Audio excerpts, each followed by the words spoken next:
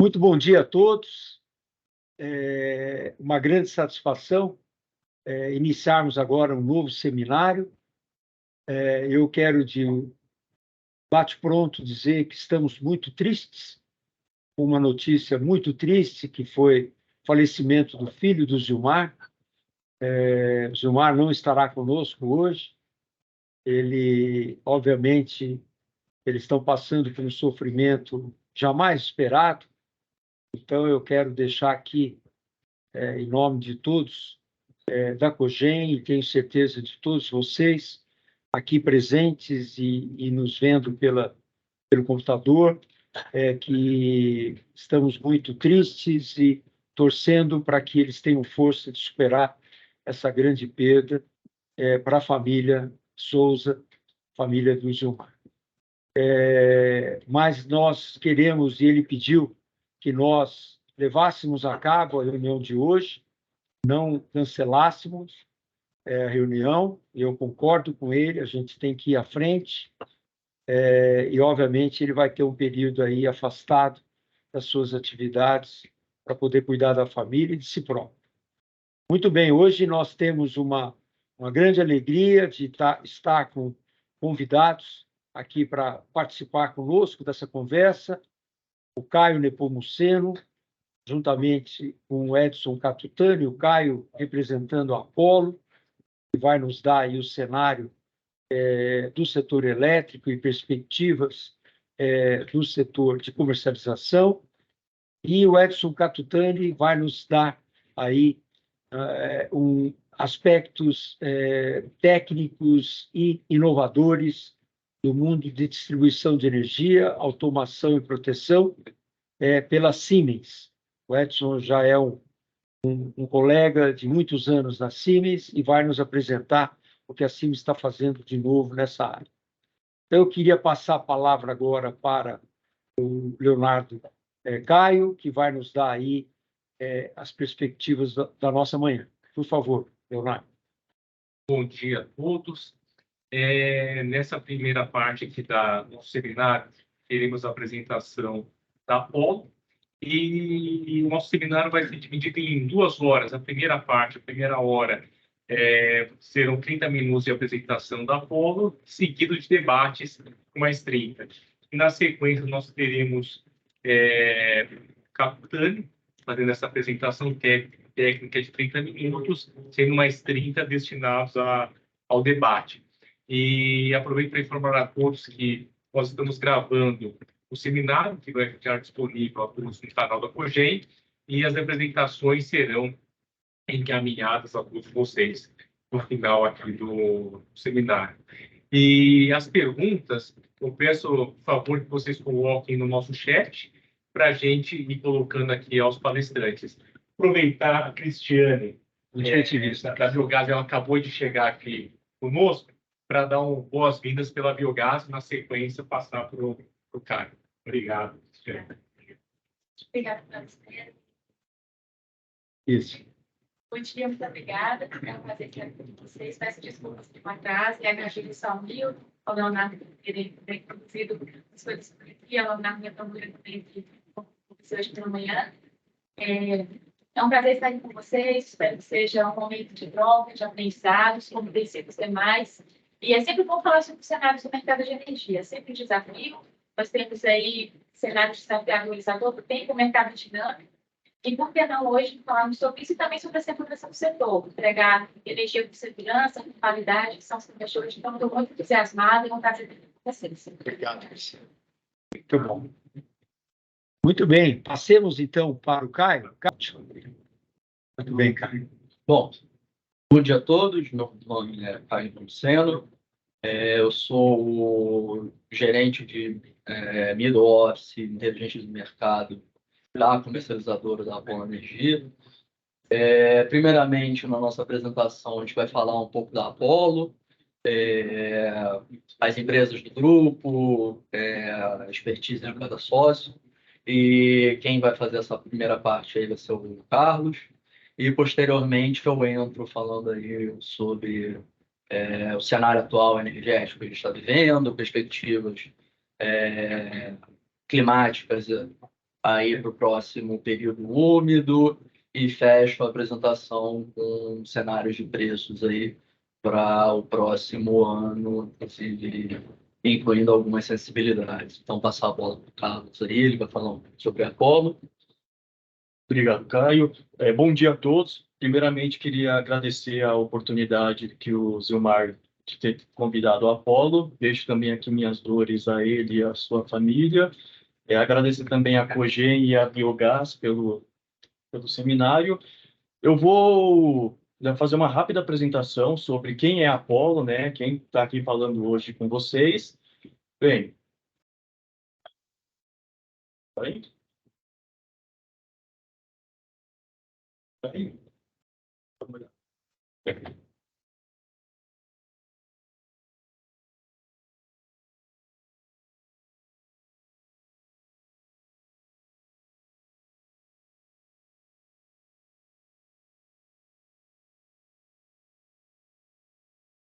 Talvez seja bateria, eu posso passar. Pode ir passando, então. Passar. Bem, o Grupo Apollo, a Apollo Energia começou em 2020 e somos em 5 empresas. A gente tem aqui a comercializadora, que é onde eu e o Caio trabalhamos. Temos a Apollo Serviços, que faz essa representação comercial e gestão de consumidores no Mercado Livre. Temos a Apollo Lab, que é o nosso laboratório de pesquisa e desenvolvimento. A Apollo Renováveis, que é o nosso braço de geração renovável. E a Apollo Asset, que é o nosso braço financeiro de captação de recursos para investir nas outras empresas. Deixa eu passar. Bem, somos em 6 sócios, tá? O primeiro sócio que eu vou falar é o nosso sócio investidor, o Alex Sable. O Sable, ele vem de uma família bem estruturada aqui de São Paulo. Eles são detentores do bloco de controle da Duratex, que agora é do grupo Dexco. Eles também são donos da Léo Madeiras e de algumas outras grandes empresas aqui em São Paulo, também envolvendo todo o Brasil. Eles resolveram entrar nessa empreitada aqui na Apollo para focar um pouco em geração renovável. Dos outros grupos, são todos sócios executivos, então eles são sócios que estão atuando no dia a dia na Apollo. Primeiro, falar do Marco Antônio Campos, que ele é o nosso head aqui da Apollo Comercializadora. Ele vem de uma carreira já de mercado livre desde 2000, comecinho do mercado, então ele começou na Delta, depois da Delta ele foi para a Diferencial, e aqui ele assume essa diretoria comercial aqui da nossa comercializadora. O Marcelo Peregrino, ele já veio de outro mercado, ele começou sua carreira no mercado financeiro, e do financeiro ele migrou para o mercado de energia na Diferencial. Ele junta aqui, ele soma na Apollo para fazer esse trabalho na comercializadora, focando um pouco também na Asset. O Pedro Camanho, carreira 100% financeira, e aqui na Apollo ele fica como head da Asset. O Rodrigo Leite, ele já vem do mercado de energia também, mas com uma expertise jurídica. Então, ele fez toda o Project Finance da Santo Antônio Energia, e aqui ele assume a cadeira de diretor da Apollo Renováveis, fazendo desenvolvimento e implantação de todas as nossas usinas. E, por último, o Bruno Amaral, ele já veio do mercado imobiliário, migrou para o mercado de consumo pela 2W, e aqui na 2W ele assume essa parte de head de gestão de consumidores no Mercado Livre. Também varejista. Tá? Bem, a estrutura nossa ela é enxuta, como de toda comercializadora, então a gente tem 2 pessoas focadas em tela, fazendo operações de trading direcional e giro também, e eu fico aqui embaixo responsável pelo esse comercial de usinas, e mais uma pessoa também fazendo a parte de gestão. No middle, a gente tem o Caio, nosso gerente, junto com ele um analista, e no back-office a gente tem 2 pessoas fazendo esse dia a dia. O que eu gosto de ressaltar aqui é que a gente tem uma pessoa focada só em estruturação e produtos, né? O que é ser estruturação e produtos? É isso aqui que eu gosto de ressaltar. São esses 70 milhões de financiamentos e pré-pagamentos que fizemos no ano de 2022. Tá? O que são esses 70 milhões? São operações que a gente faz não só com usinas, mas também com consumidores. Quer fazer um financiamento, uma operação de pré-pagamento, alongamento de contrato. Então, é utilizar contratos de energia para fazer produtos financeiros. Né? Sair um pouco desse beabá de compra e venda de energia, porque com os preços que a gente tem hoje, tem muito o que fazer, a gente precisa ficar se inovando. Tá? Exato. Esses resultados, desculpa, são de 2021. Esses resultados foram dos nossos primeiros anos, tá? A Apollo começou em 2020, a licença da comercializadora ficou pronta em novembro de 21. Então, 2022 foi o nosso primeiro ano. Então, esses resultados aqui são de 22, estava certo. Falei errado. Mas esses aqui foram nossos praticamente primeiros anos aqui na comercializadora da Apollo. E agora, falando um pouco das outras áreas, a gente tem a Apollo Serviços, que ela faz esse serviço de gestão de consumidores livres. Não trabalhamos com gestão de usinas por enquanto, tá? E a área de serviços também está focando bastante no varejista. Já temos uma comercializadora varejista e a gente está aproveitando essa onda para migrar vários consumidores. A Apollo Lab é o nosso laboratório de pesquisa e desenvolvimento. É a única empresa que não fica em São Paulo, eles ficam lá em Curitiba. A gente tem uma parceria com a Federal do Paraná. E como esse laboratório surgiu, né? Ele veio com o dinheiro de P&D da Gera Maranhão. Quando eu estava falando do sócio investidor, o Alex Sable, uma das empresas que a família dele detém é a Gera Maranhão. Então, ele conseguiu destinar uma parcela de P&D da Gera Maranhão para a Apollo Lab. E com isso a gente conseguiu desenvolver toda a nossa questão financeira, alguns produtos que são próprios da Apollo como um medidor. A gente tem um medidor próprio que a gente utiliza quando mira o consumidor. É um medidor inteligente que você acopla junto com a CCE e ele consegue fazer uma previsão de consumo desse cara. Então, é muito bacana. E também a gente está fazendo bastante consultoria de biogás. Então, algumas usinas que estão olhando para biogás de vinhaça, a gente trabalha um pouco com esse serviço de consultoria. Então, está bem legal esse projeto. A Apollo Renováveis, que é a nossa parte de geração solar, são todas usinas que a gente já tem gerando, são GDs, tá? A gente tem duas parcerias. A primeira parceria foi com a Comerc, são 100 megawatt-pico de GD em Minas Gerais. A Apollo entra com o desenvolvimento e implantação das usinas e a Comerc faz a venda dos créditos da geração distribuída.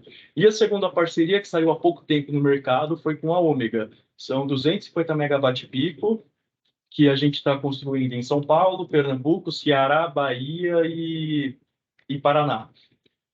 São 250 megawatt-pico na mesma linha da Comerc. A Apollo entra com desenvolvimento e implantação das usinas e a Ômega faz essa venda dos créditos da geração distribuída. Além disso, temos também 400 megawatt-pico, que a gente já tem desenvolvido, já está com parecer de acesso, cujo assinado, de duas gerações centralizadas, 150 mega em Minas, 250 mega em Bahia. Também solar, mas por questão de preço mesmo, conjuntura de mercado, os projetos só estão no papel. A gente está esperando bater um turnover para conseguir um break-even para conseguir colocar as usinas de pé. E, por último, a Apollo Asset, que como eu falei, eles fazem captação a mercado para investimento nos outros produtos, nas outras empresas. Então, a gente abriu dois fundos, o Polaris 1 e o Polaris 2, que foi para essas parcerias de geração distribuída. Então, o fundo Polaris 1, ele capta mercado e investidores para a construção dessas usinas GD com a Comerc, e o Polaris 2 está, inclusive, agora captando recursos, captando fundos para o investimento com a Ômega. Além disso, também a gente está estruturando um FDIC, né? A Asset está estruturando um FDIC para aquelas operações financeiras que a gente utiliza aqui na comercializadora. Bem, da Apollo era isso que eu tinha para falar. Obrigado pela oportunidade. Eu passo agora para o Caio falar um pouco do mercado. Primeiro, falar um pouco aí qual vai ser o escopo aí que eu vou ter aqui para a apresentação de hoje. Primeiramente, vamos falar um pouco do acompanhamento, né, da situação do sistema interligado, e muito desse acompanhamento, né, a gente vai pegar o gancho para o atual momento que a gente está vivendo, que é essa fase aí de preços bastante baixos, né, ao longo aí de todo esse ano, inclusive um pouco aí do ano passado. Falar um pouco da perspectiva de clima que a gente tem aí para os próximos meses, qual o fenômeno que está, vamos dizer assim, é, dominando aí o nosso globo. Falar um pouco aí da análise prospectiva do PLD aí para o próximo ano, o que a gente está vendo aí de preços para o ano seguinte, e falar um pouco também pelo balanço de conta, que é um assunto aí que está sendo bastante comentado ultimamente, principalmente aí por conta desse aumento aí inesperado tanto do CMO quanto do PLD recentemente, e tentar gerar algum paralelo aqui para a gente tentar falar um pouco aí num horizonte mais longo como que isso pode se comportar.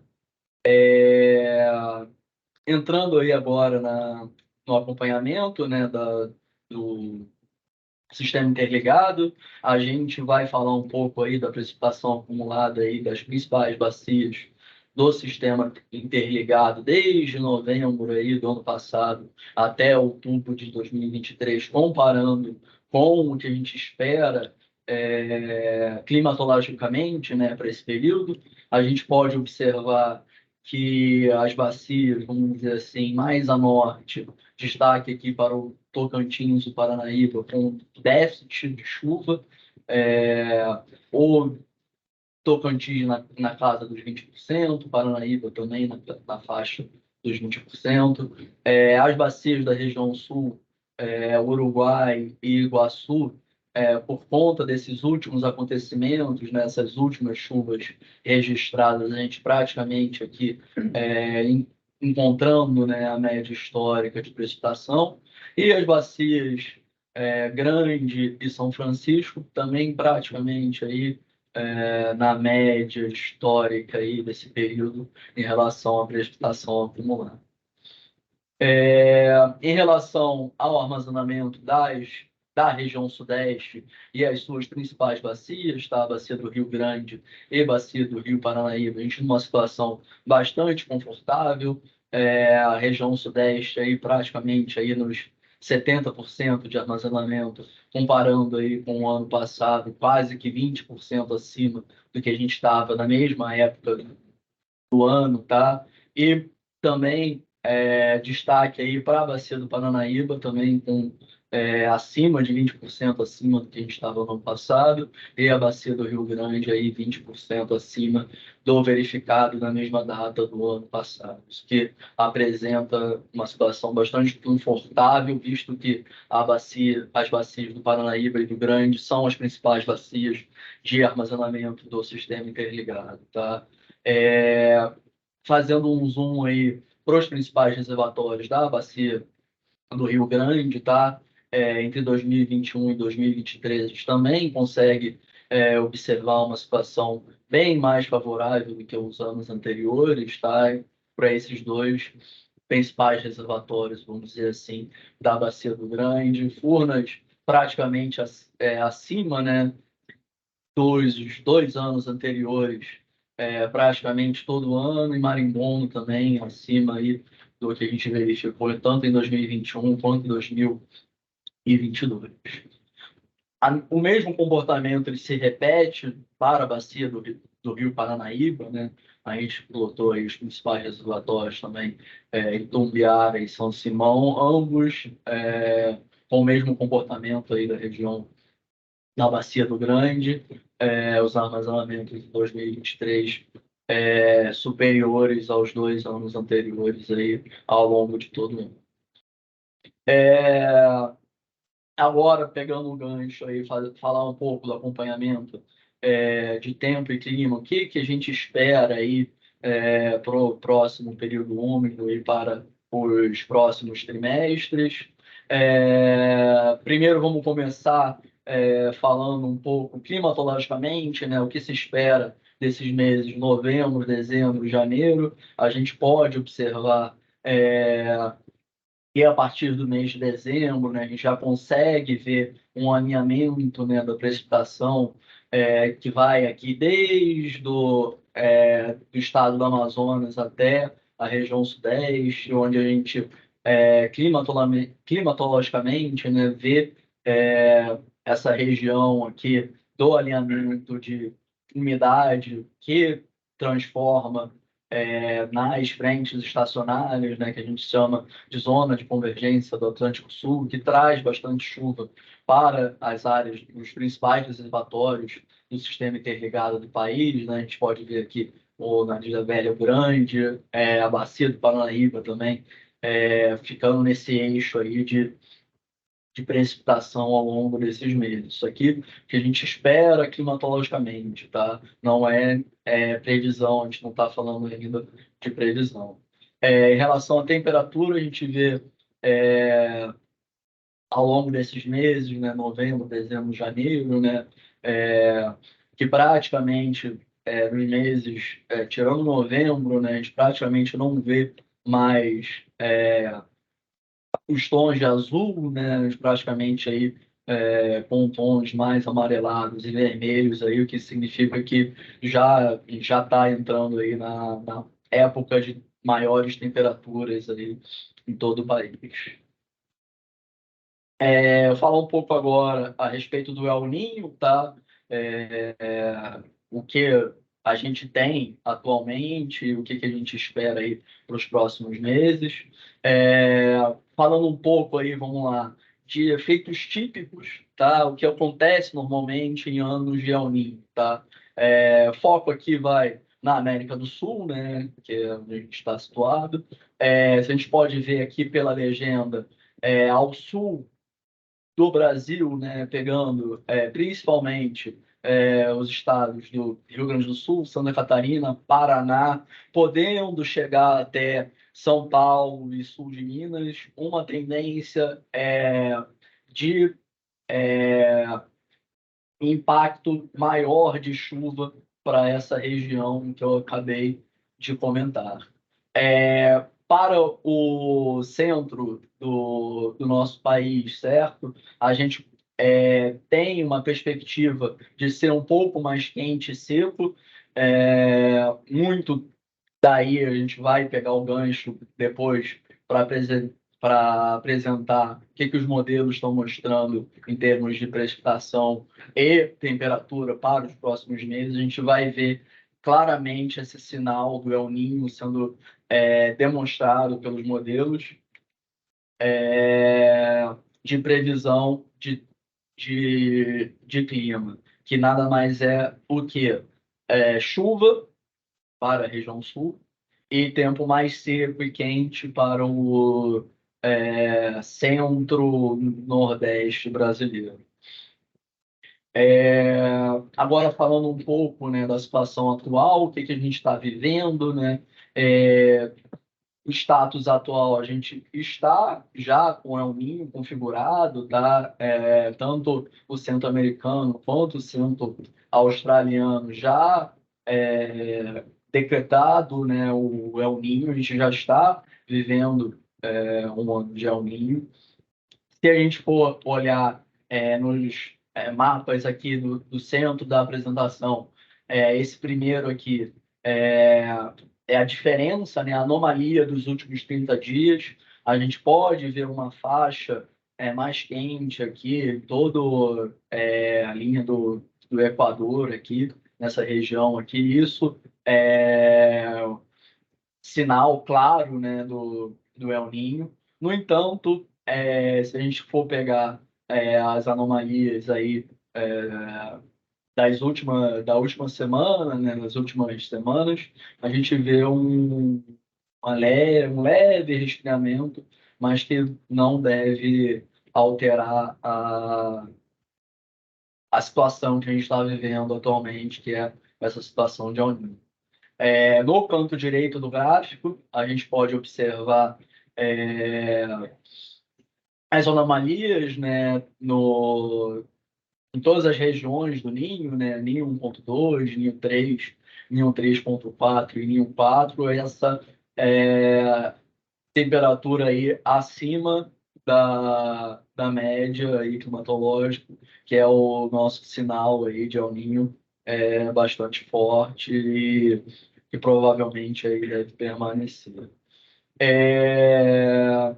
Falando um pouco aí de previsão, né, que eu cheguei a comentar anteriormente, praticamente aí todos os modelos para o próximo trimestre, né, novembro, dezembro, janeiro de 2024, mostrando aí um sinal climatológico de temperaturas altas aí para praticamente todo o Brasil, exceto alguns modelos apontando umas temperaturas mais amenas para a região sul, que é também um sinal claro aí do El Niño, pois os modelos, agora passando aqui para a parte para a precipitação, onde os modelos estão sinalizando precipitação mais favorável e, por consequência, temperaturas menores para essas regiões. Então, os modelos, praticamente todos os modelos, colocando esse sinal bastante forte de El Niño aí para o próximo trimestre, que é chuva na região sul e temperaturas acima da média para praticamente aí todo o Brasil. Falando um pouco aí da previsão de consenso, né? O que a gente está vendo aí para os próximos trimestres, praticamente aí até o trimestre de abril, maio, junho, no El Niño ainda configurado, então possivelmente a gente vai aí até o meio do ano que vem aí com essa configuração de El Niño, segundo as probabilidades aí da previsão de consenso. Olhando aqui para o gráfico à direita, que é o gráfico da perspectiva aí dos modelos da temperatura da superfície do mar, a gente pode observar aqui essa linha laranja, que é a média dos modelos dinâmicos, né, que são os modelos físicos que representam a atmosfera, colocando, inclusive, um limiar de El Niño forte aqui para o próximo trimestre, os próximos trimestres. Dezembro, janeiro, fevereiro e março.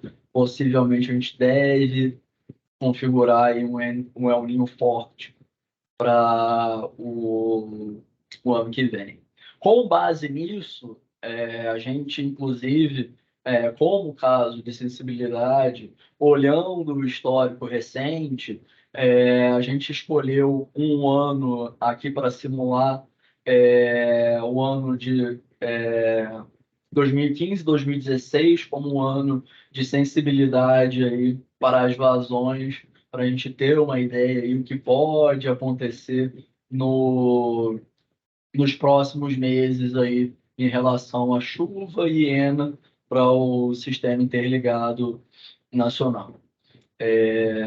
Passando aí, agora a gente entra aí na parte de análise, né, dos preços futuros de energia para o prazo de até um ano, onde a gente vai falar um pouco aí do nosso estudo. Qual foi o escopo desse trabalho, tá?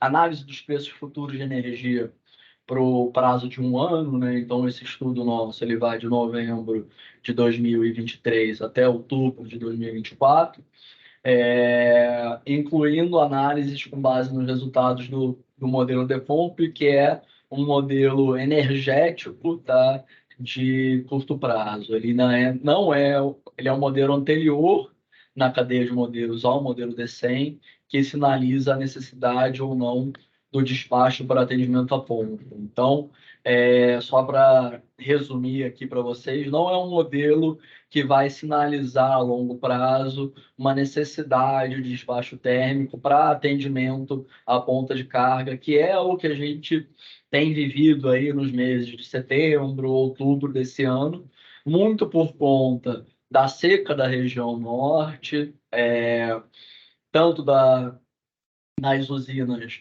mais ao norte, né, amazônicas, Belo Monte, Teles Pires, quanto nas usinas da região do Madeiro. Então, esse é um dos motivos, inclusive, aí, a gente está necessitando ultimamente aí de despacho térmico fora da base. A projeção de carga até outubro, a gente utilizou o último PMO, né, o Programa Mensal da Operação, que foi divulgado na semana passada, o PMO de novembro, e os decks encadeados, elaborados com base em todas as premissas divulgadas no PMO do mês passado.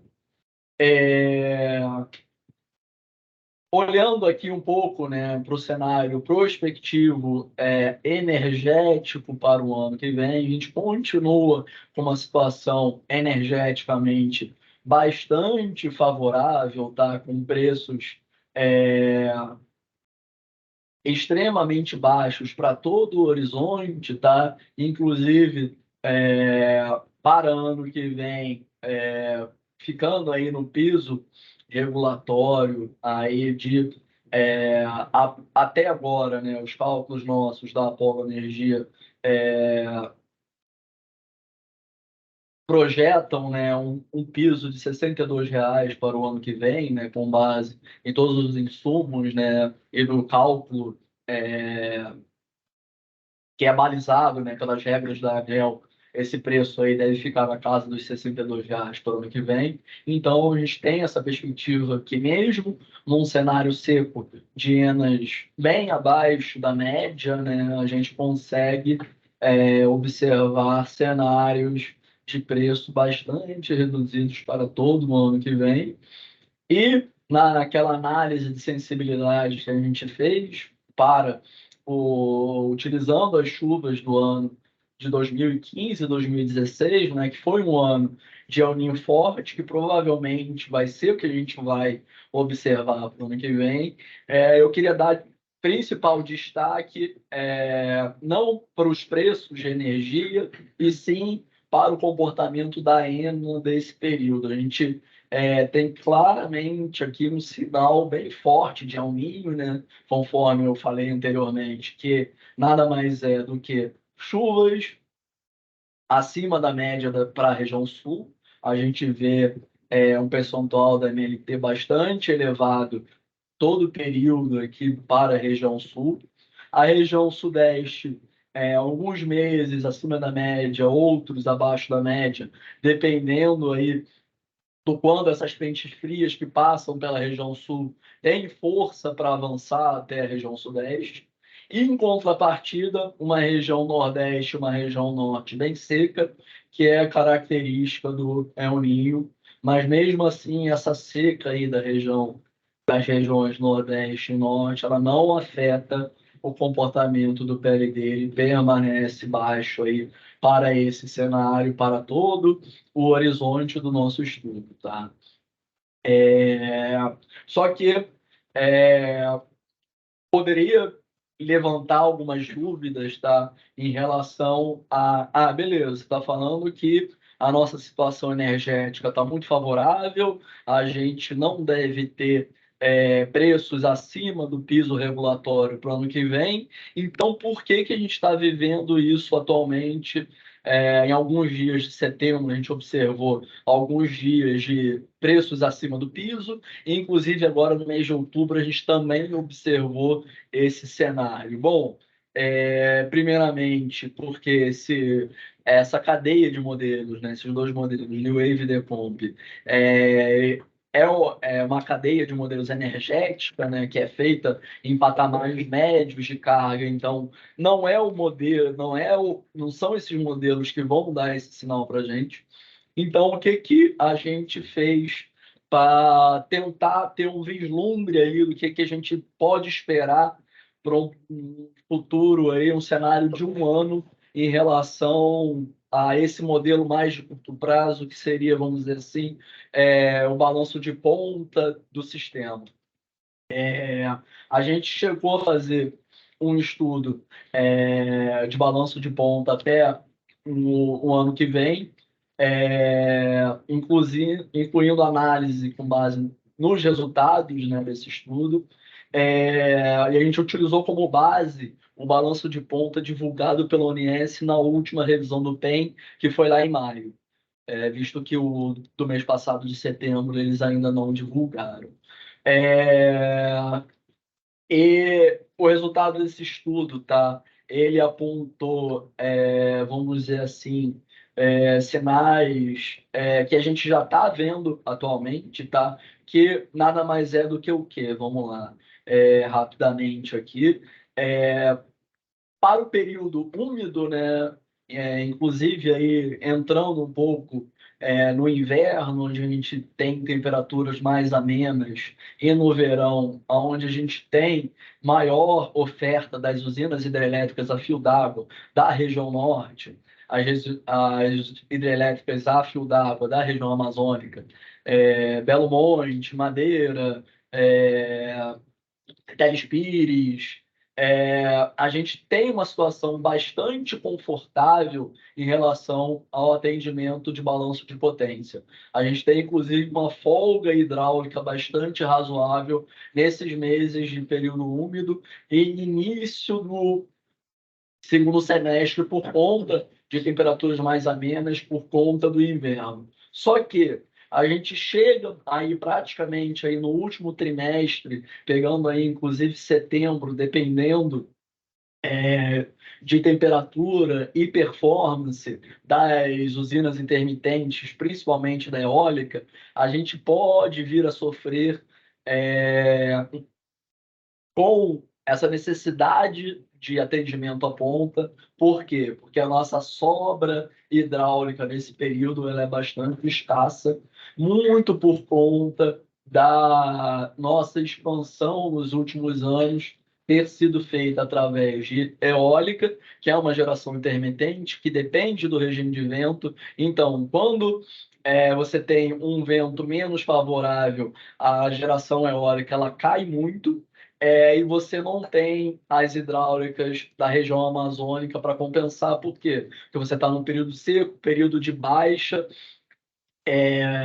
vazões nessas usinas, então ela não tem potência para entregar para o sistema interligado segundo semestre. A partir de setembro, outubro, a gente pode reviver isso novamente ano que vem, a depender de quê? Da performance da eólica e da performance dessas usinas hidrelétricas da região amazônica.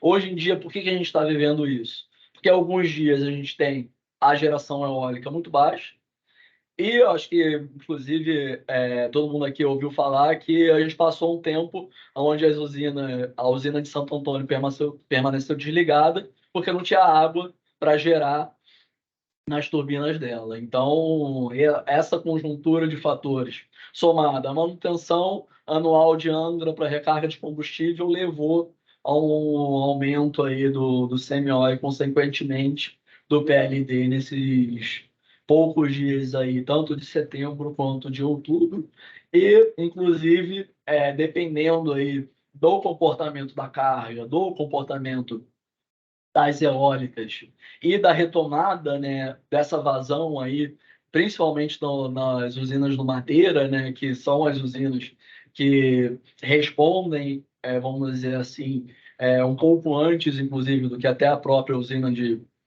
Belo Monte, né, que a vazão só vai responder praticamente aí a partir de janeiro para o despacho de térmicas para atendimento da demanda nos próximos meses, inclusive nos meses de novembro e dezembro.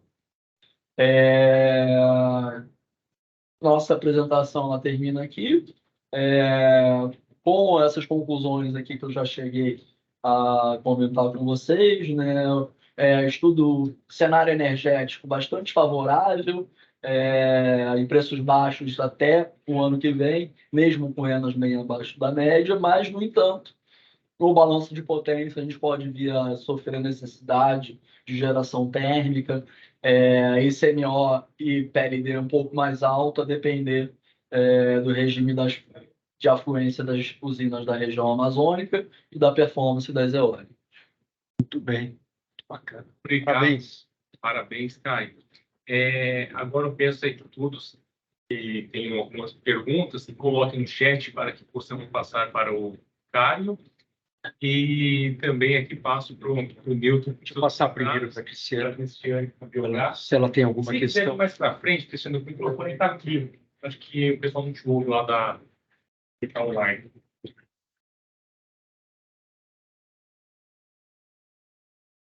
Nós temos alguma pergunta do chat? Ainda Não, por enquanto não. Eu tenho 2 perguntas, mas deixa para mim.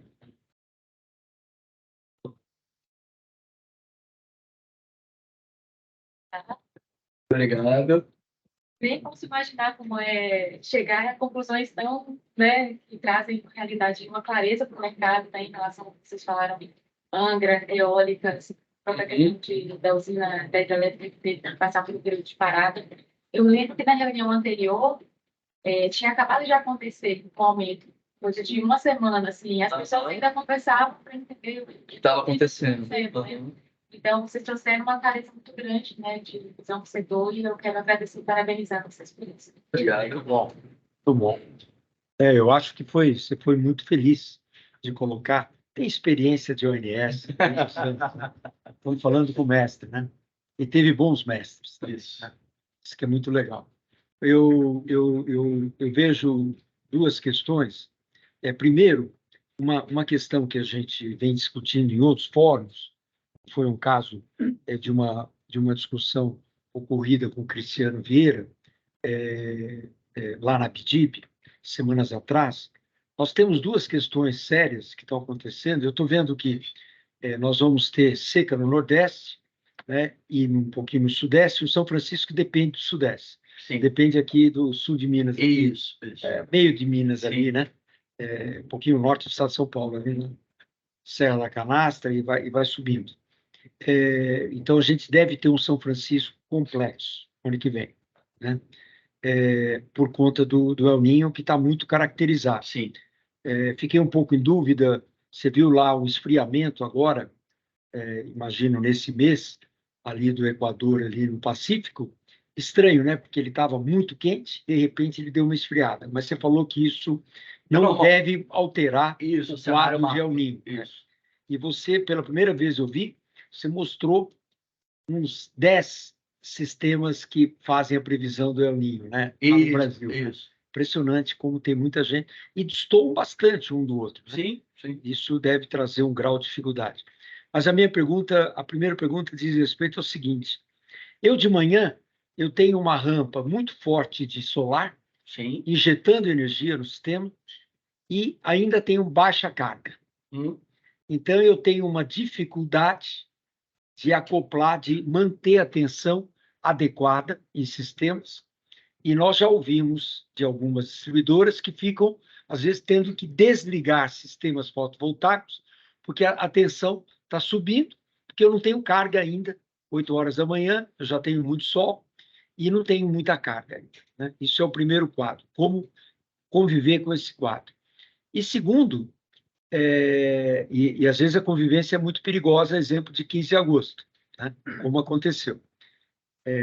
E o segundo é o contrário à tarde. À tarde, eu tenho uma carga crescente, né? E eu tenho uma queda razoavelmente repentina da geração fotovoltaica. E essa geração fotovoltaica, ela pode ou não ser ajudada pela eólica. Se naquele instante a eólica estiver pujante e ela estiver caindo, a compensação se dá razoavelmente com naturalidade. Se isso não acontecer, eu vou precisar das hidrelétricas entrando numa rampa que está ficando uma rampa de 25 a 30 gigawatts já. Sim. Né? Em 1 hora. Isso não está fácil para as hidrelétricas, seja porque não tem água, como você bem citou aqui no final, seja pela capacidade dela de liberar água para jusante na velocidade que ela precisaria fazê-lo para atender às necessidades de potência. Então, como é que você vê que isso vai evoluir? Nós estamos indo para um cataclisma ou não?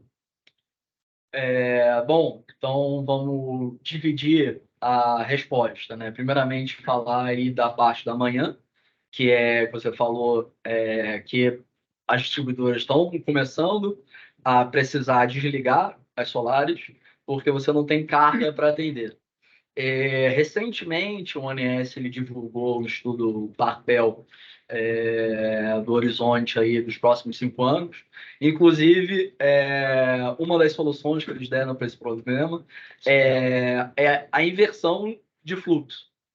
Você não somente ficar ilhado essa geração solar dentro da distribuidora, você poder injetar isso na rede básica. É um estudo que o ONS está fazendo, então acredito que esse deve ser algum dos caminhos para você conseguir aproveitar grande parte dessa geração solar que está dentro da distribuidora e você não consegue escoar porque você não tem carga interna da distribuidora para atender, para consumir essa geração. Então, esse acredito que seja um dos caminhos que o ONS está buscando, porque lá atrás a gente viu que teve caminhão de incentivos para você colocar essa geração no telhado das casas, GD, então você tem que aproveitar isso de alguma maneira. Eu acredito que o ONS está vendo isso para resolver isso dessa maneira. Agora, em relação à parte da tarde, né, a parte da ponta, o que se vislumbra no curto, médio, longo prazo? A PSR fala muito na questão de usina reversível, né? Que você aproveitaria a folga energética, né, do período, né, que você chama lá da curva do pato, num período de sol, onde você tem excesso de geração e possivelmente preços mais baixos para você bombear essa água para o reservatório superior e utilizar isso para atender a potência na hora que você precisa, na hora da ponta. Hoje em dia, o que está sendo feito? Tá? Normalmente, você já tem, né, o que o ONS chama de CAG, né, que é o controle automático de geração e frequência, que é uma folga nas usinas hidrelétricas que o ONS deixa para fazer essa rampa de carga aí na ponta. Alguns dias essa folga não é suficiente, daí que vem a necessidade do despacho térmico e de preços bem mais altos do que a gente esperava. Por quê? Porque como é que está dividido, vamos dizer assim, praticamente o nosso parque térmico? A gente tem um grande bloco de potência instalada de térmicas a ciclo combinado, que o que acontece com essas térmicas de ciclo combinado? Ela tem uma partida lenta, que você precisa ter um tempo ligado mínimo para essas térmicas por conta de garantia e uma série de outros fatores. Então, o que acontece? Você acaba tendo que partir térmica mais cara, a óleo. Por quê? Porque elas são térmicas mais rápidas, conseguem ligar e desligar.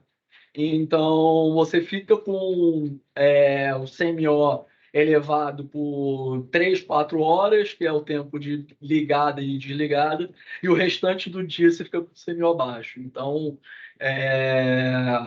quando a gente não tiver essa questão que eu falei, né? A eólica performando e não tiver essa parte das usinas hidrelétricas mais da Amazonas conseguindo gerar e entregar potência para o sistema, não tem outro jeito, pelo menos aí nos 2, 3 próximos anos, acredito que esse vai ser o modus operandi da operação. Preços altos no período da ponta por conta das térmicas, que você tem que acionar a óleo combustível, que são térmicas rápidas, e ao longo do dia, por conta da solar, da sobra de energia, preços mais baixos. Você acha que o El Niño vai intensificar isso? Ou não? Eu acredito que não tenha muito impacto. Por quê? Porque mesmo que você tenha vazões bem reduzidas no período úmido, a capacidade instalada, vamos dizer assim, se você somar somente essas usinas aí do norte, Belo Monte, as amazônicas, você tem praticamente 20 gigas de capacidade instalada. Não acredito que, mesmo com um cenário desfavorável de 50%, 60% da MNT para esse período, você ainda tem uma potência disponível muito maior do que você tem no período seco, então acredito que você consiga atender facilmente a rampa de carga ao longo do período úmido, mesmo com vazões abaixo da média. Perfeito, perfeito. Respondido. Aproveitar para alguém aqui presente tem alguma pergunta? Eu gostaria só de complementar o que o Nilton falou, Caio. Primeiro, parabéns aí pela apresentação. Obrigado. No caso, na hora de ponta, no período da tarde, a hídrica não seria o suficiente para atender esse aumento de carga aí? Teria que entrar com a térmica?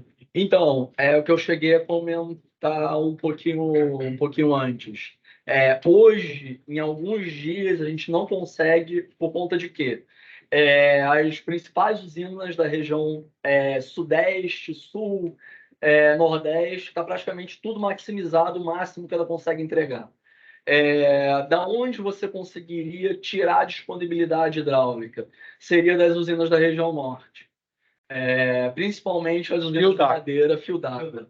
Só que, por conta da seca que a gente está vivendo lá, né, que inclusive já saiu em jornal que vai precisar acionar térmica, que você não ligava, sei lá, bastante tempo para atender essa região ali de Porto Velho. Por quê? Porque você não consegue gerar nas usinas do Madeira devido a essa seca recente. Qual é a perspectiva aí de período úmido? É que essas usinas voltem a gerar, mesmo que você não tenha um período úmido bastante favorável para essa região. Se você for colocar aí, você tem mais de 20 gigas disponível nessa região amazônica. Caso você tenha, metade disso, você tem 10 gigas. A necessidade térmica recentemente foi inferior a 1 giga.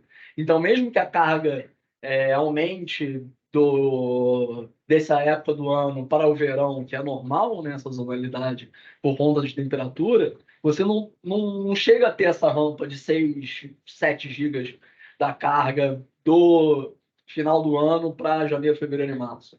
Então, possivelmente, ao longo desses meses, vão ser meses que você não vai ver relacionamento de térmicas para atendimento a ponto. Obrigado. Cara, tem uma pergunta do Rômulo Camargo aqui no chat.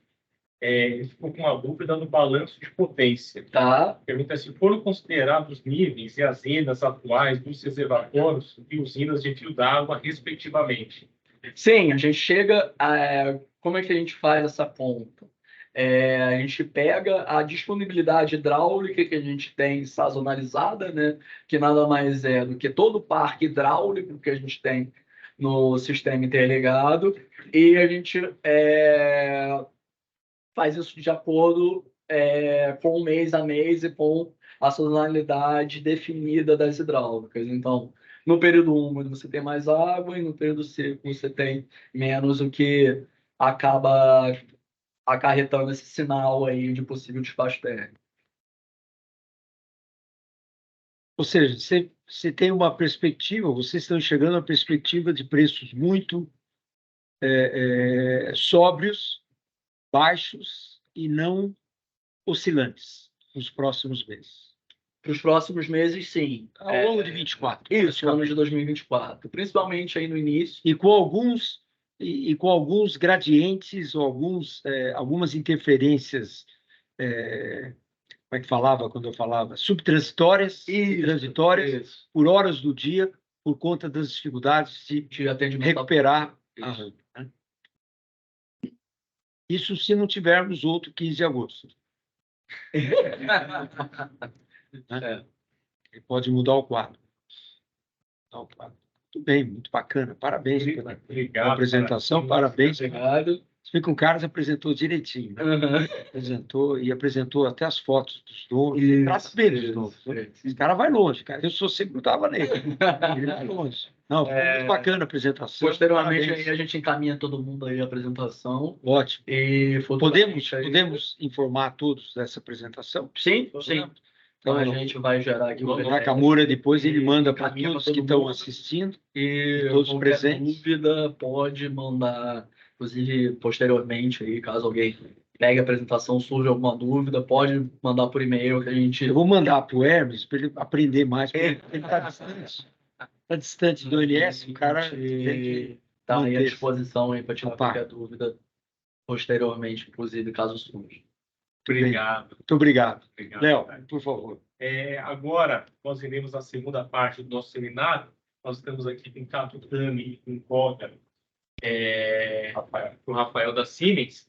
O Cato Tami, ele vai nos dar um panorama sobre segurança e confiabilidade dos sistemas de cogeração. Então, está previsto aqui uns 30 minutos de apresentação e mais uns 30 minutos de debates. Passo aqui ao Cato Tami. Obrigado, Leonardo. Primeiramente, agradecer a Progen, a Biogás e a Única, né, pela oportunidade de falar um pouco. Você está dando para ouvir bem? Legal. Vou por aí? Custa nada, né? Acho que ele puxa aqui. Pega, né? Aí. Então, primeiramente, agradecer pela oportunidade de poder apresentar um pouco sobre esse tema de segurança e confiabilidade, né, do sistema de cogeração, mais especificamente sobre a utilização dos disjuntores de média tensão, de acordo com a norma para manobra de geradores, né? Um assunto que, dependendo da profundidade, pode ficar bem técnico, bem bastante, mas a gente vai tentar, né, fazer isso de uma maneira mais tranquila para que seja mais palatável para todo mundo, né? E alguns tópicos, realmente, a gente precisa entrar um pouco mais em detalhe, só para conceituar algumas diferenças, mas eu acho que vai dar para passar uma visão geral para que todo mundo consiga ter a ideia de quais as vantagens que isso pode trazer, né? Pode.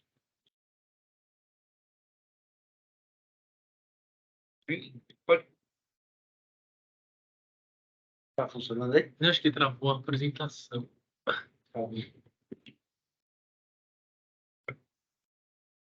Foi? Bom, então, só a primeira parte mais institucional, para falar sobre as alterações que a Siemens teve. Eu vou passar a palavra para o Fábio Koga, para falar sobre a parte mais institucional, e aí eu entro na parte mais conceitual. Vamos lá. Bom dia. Ó, é a primeira vez que o Koga vinha para o em 20 anos. Ele esperou a Cogen fazer 20 anos, aí a gente fazer um livro, vocês vão receber, e agora ele veio. Falou, agora tem 20 anos eu venho. Que ele não mexe com criança. E aí? Koga, é uma alegria tê-lo aqui. Agradeço muito o convite, pela oportunidade de estar aqui pessoalmente e poder falar um pouco da Siemens. Parabéns, pessoal da Polo aí. Também foi uma oportunidade de aprender, então foi super interessante para a gente, né? Não é tanto o nosso dia a dia ter aquele tipo de abordagem, de explicação, então está sendo, além de Se você frequentar a Cogen, você vai ver que é o dia a dia. aprender muito mais, né?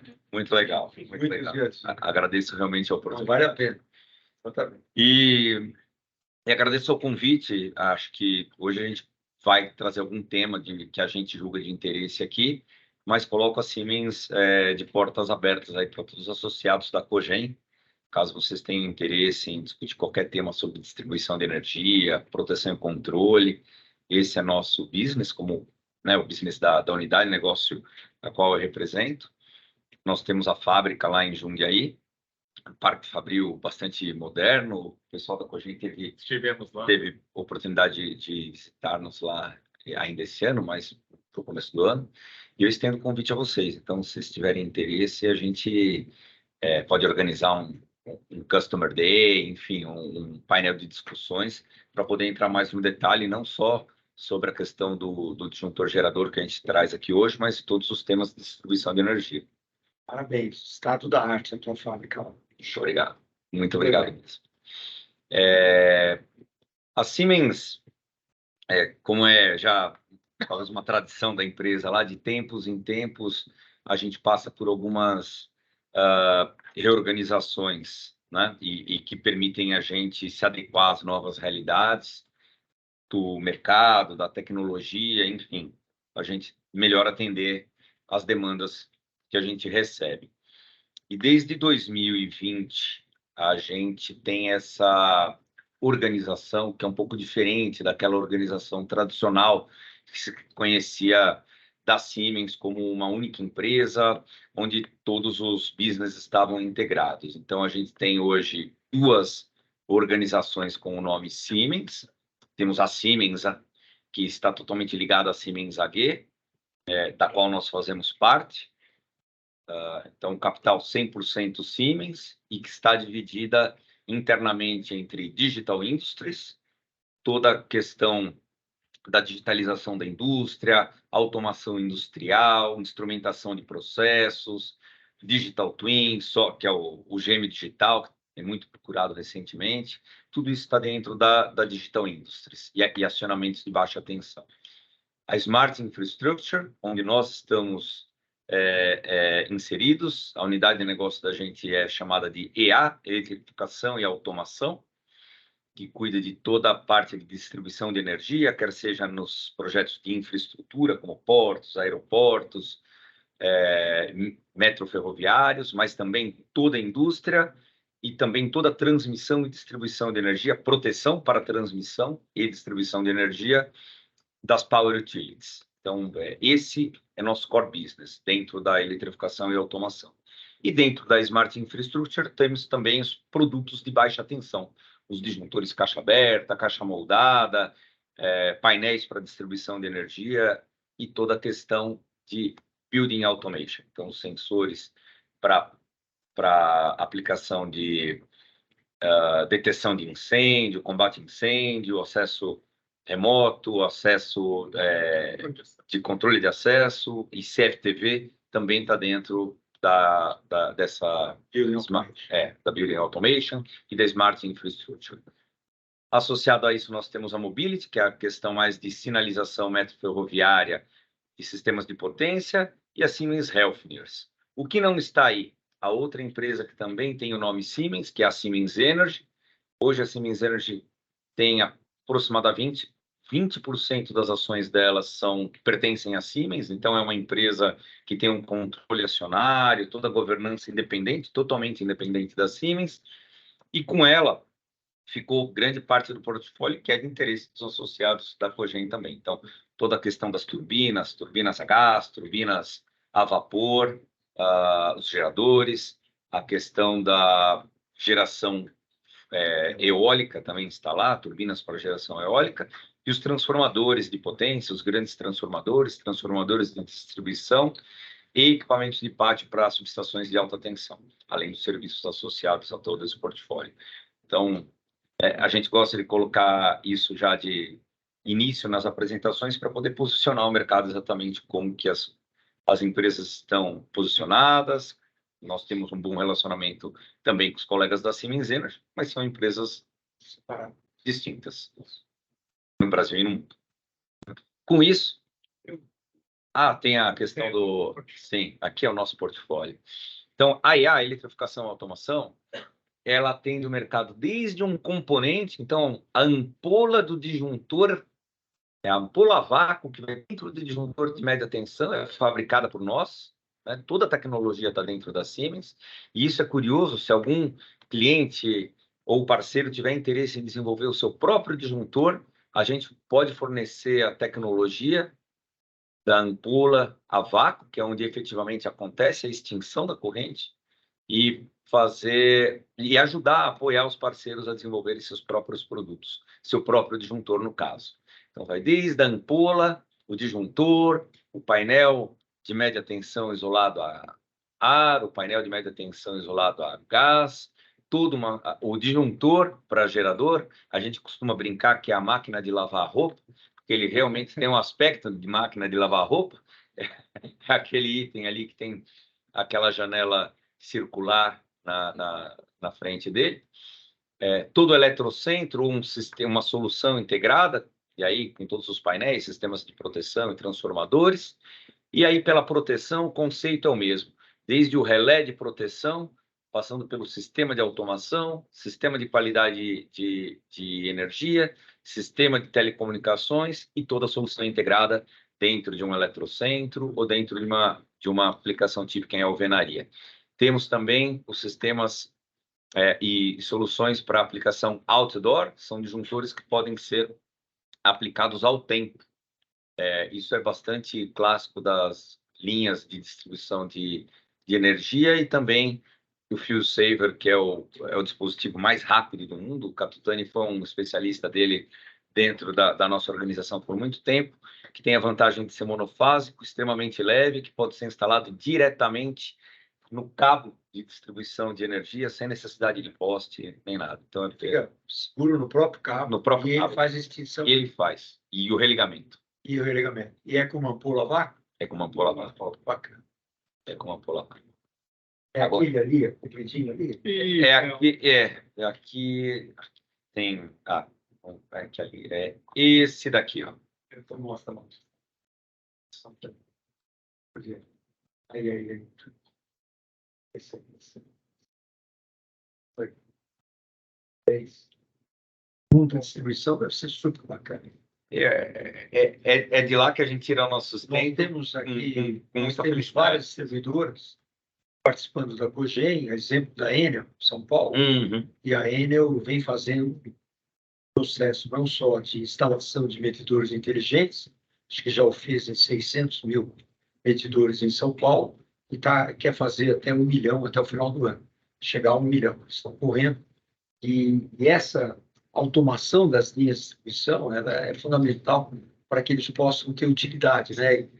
Na verdade, eles usam isso para isolar sistemas, né? Sem dúvida. E a Enel é um O grande... INS deve fazer lá com É um grande cliente desse produto, inclusive. O FuelSaver a Enel ela tem um frame conosco. Então, ela já utiliza esse produto. Até outro dia eu brinquei com o Catutani, que eu falei, eu fui lá no Pão de Açúcar, olhei no poste, tirei a foto, mandei para ele. Falei, isso é o que eu estou pensando que é ele mesmo. Então, aqui do lado de casa, aqui na região, a Enel já aplica o FuelSaver. Legal. E ele põe um em cada fase. Pode pôr um em cada fase. Normalmente, na aplicação aqui mais urbana, ele aplica trifásico, um em cada fase, atuando em conjunto. E rural, às vezes, só tem uma fase. Às vezes só duas tem uma fases. fase, aí aplica uma. Nossa, bacana. Então, obrigado, Koga. Só para reforçar, a gente convida Bacana, os associados que tiverem interesse em visitar a nossa fábrica. A gente fica localizado em Jundiaí, então super fácil acesso aqui para quem está em São Paulo ou quem está no interior de São Paulo, né?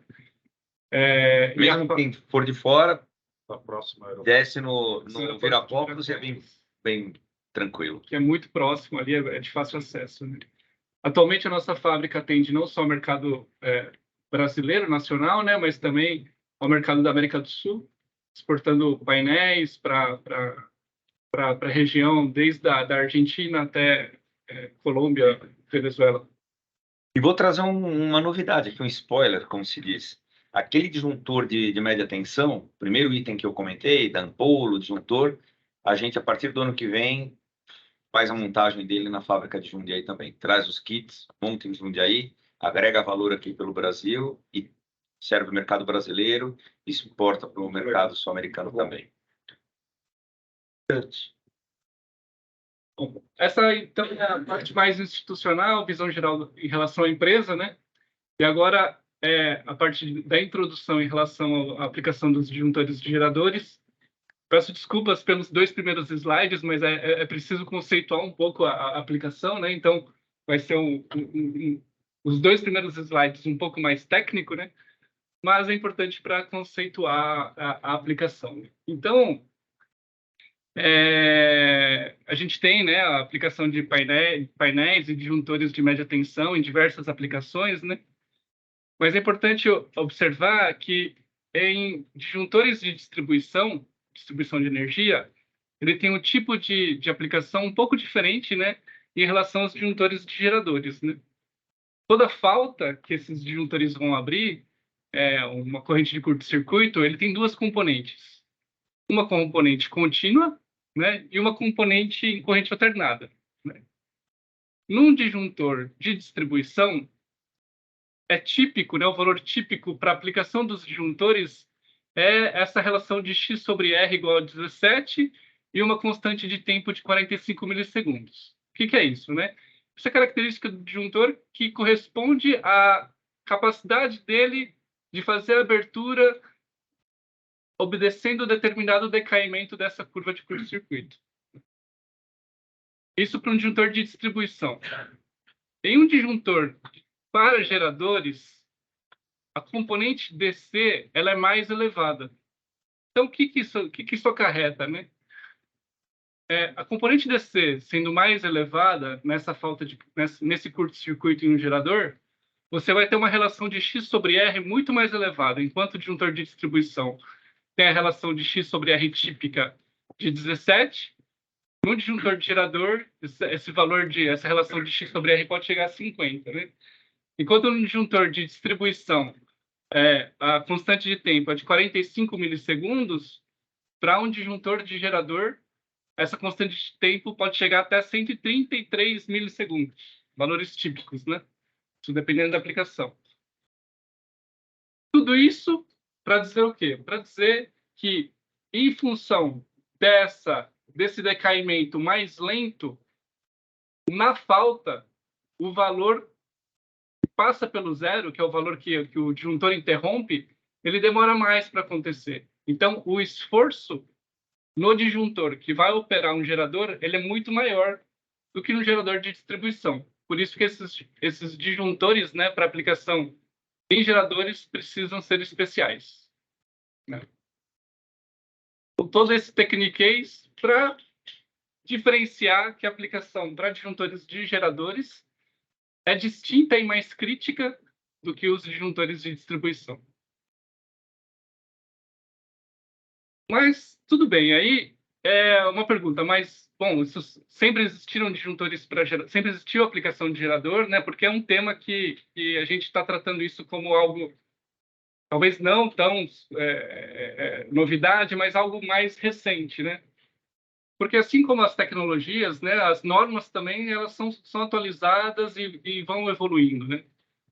Então, a norma para aplicação de disjuntores, ela existe desde 1989, mas naquela época ela se preocupava mais com os disjuntores muito maiores, né, para geradores muito maiores.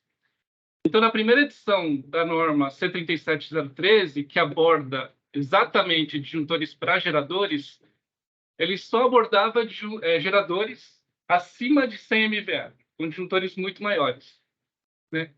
Na edição de 2007, ele já passou a abordar disjuntores acima de 10 MVA. Então, já de 2007 para cá, essa norma IEC 77013 já aborda e traz algumas definições para geradores menores, né? Não tão enormes como aqueles de 100 MVA, mas de 10 MVA, a partir de 10 MVA, né? E traz algumas orientações na aplicação desses disjuntor para esses geradores. Na edição mais recente, né, de 2015, ela unificou o entendimento da norma americana, né, I3E, com a norma europeia que a gente aplica aqui no Brasil, IEC. Então, esse é um tema que, desde 2015 para cá, está ficando um pouco mais recorrente, em função do avanço da tecnologia, das atualizações normativas e de alguns problemas que acontecem, né, que isso é base para atualizar as normas, né? Então, por isso que esse assunto agora está um pouco mais em evidência, né? Bom, a própria norma de disjuntores de média tensão, a IEC 62271-100, né, dos disjuntores de distribuição normal, ele diz que esta norma não é aplicável para os disjuntores de gerador e que os requisitos especiais para o disjuntor de gerador é dessa norma de IEC 63013, né? Então, essa é uma norma específica para esse tipo de aplicação e que passou a ser mais ficar mais em evidência desde dessa atualização da norma em 2015, né? Bom, acho que essa é a parte mais conceitual da coisa, né? E ajuda a entender o porquê que esse é um tema que há poucos anos, né, ficou mais relevante, né? Agora, em relação à aplicação, é bem mais simples de entender e de aplicar essas características, né? A norma, ela traz um resumo bem fácil de entender e aplicar para os geradores, né? Então, ele diz o seguinte: para os geradores abaixo de 15 MVA, né, menores que 15 MVA, você pode utilizar o emprego dos disjuntores de acordo com a norma EC, os disjuntores normais de distribuição que o mercado está acostumado, que são mais vendidos, né, normalmente no mercado, né? Acima de 30 MVA, geradores acima de 30 MVA, ele diz que é obrigatório o uso de disjuntores de acordo com a norma I3E 137.013, né, norma de disjuntores para gerador. E entre 15 MVA e 30 MVA, é necessário fazer alguns cálculos, alguns estudos, para ver se aquelas componentes DC, aqueles esforços que o disjuntor vai estar sujeito, você vai precisar aplicar um disjuntor para gerador ou não, né? E é nesse ponto, entre 15 e 30 MVA, que a gente pode suportar, fazendo parte desse estudo, né? Desde que a gente tenha algumas informações, né? Então, nesses casos, entre 15 e 30 MVA, a gente pede as informações de gerador, transformador elevador, alimentação auxiliar, diagrama unifilar, para fazer todo esse cálculo, todo esse estudo de curto-circuito, para entender se essa aplicação entre 15 e 30 MVA vai exigir um disjuntor especial, né? Então, essa é uma engenharia, um estudo que a Siemens faz no momento em que a gente está participando de algum projeto dessa natureza, né? Bom, aí uma novidade e uma coisa que evoluiu, né, nos últimos anos para cá é que este tipo de aplicação de disjuntores de gerador, principalmente nesse momento em que ele focava muito de geradores muito grandes, né, acima de 100 MVA, esses disjuntores para gerador eles eram muito grandes, né? Eles eram um investimento alto, o disjuntor era super especial, a instalação era mais complicada, porque eram disjuntores maiores, mais parrudos, né? E atualmente a gente tem disjuntores que vão no mesmo painel de distribuição, mas que são testados já para a norma de gerador. Então, o investimento é muito menor para você se adequar a uma exigência da norma. Você consegue, com o mesmo painel de média tensão, aplicar um disjuntor para gerador, claro, dentro de algumas limitações, né? Mas você consegue aplicar disjuntores de gerador dentro do painel. Então, o investimento, a complexidade diminuiu bastante para esse tipo de aplicação, né? Então, aqui é só um exemplo, né, do painel que a gente utiliza de distribuição de um disjuntor de distribuição normal, né? Esse é o disjuntor de distribuição. Observa que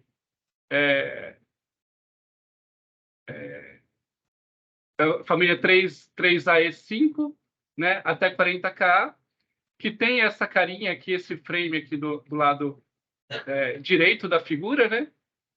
E este outro modelo é o disjuntor para gerador, né?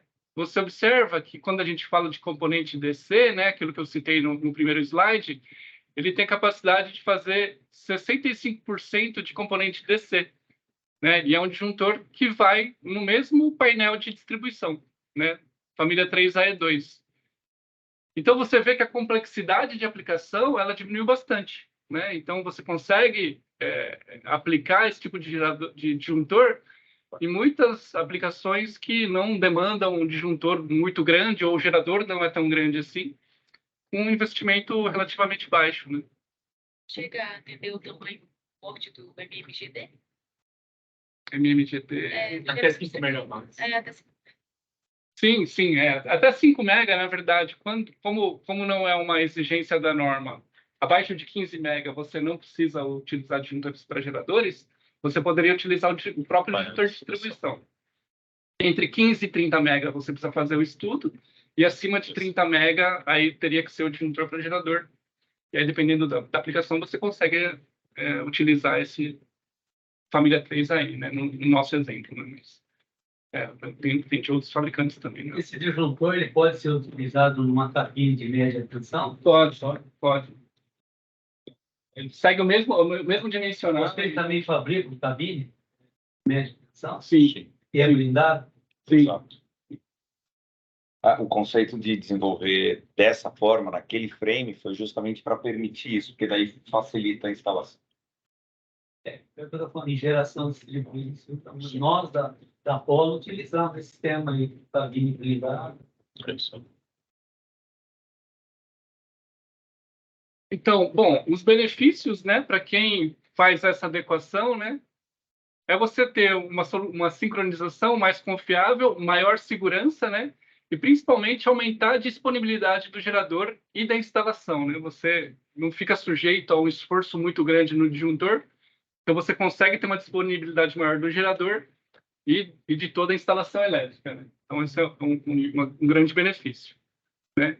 E aplicar ele dentro dos painéis. Aí alguns exemplos aqui de casos que talvez ilustrem melhor, né, esse tipo de aplicação. Eu peguei 3 casos aqui, né, que a gente já teve esse tipo de solução.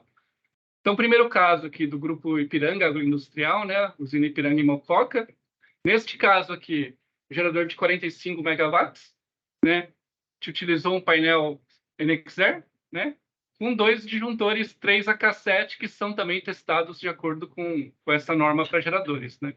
Então, aqui foram 22 cubículos para a manobra desses geradores de 45 megawatts, né.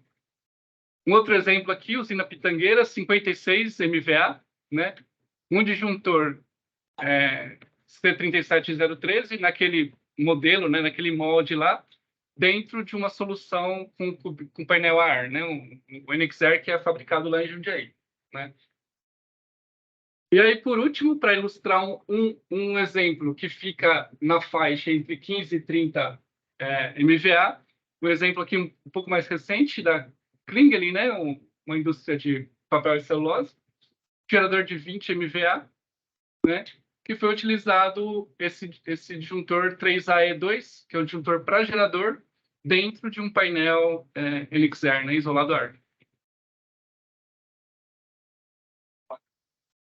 Bom, aqui os meus dados também, caso essa parte de se aprofundar mais tecnicamente seja necessário, né, eu deixo os meus dados aí para que qualquer um possa me contactar aí e conversar sobre esse tipo de aplicação. Obrigado, Capitani, obrigado, Olga.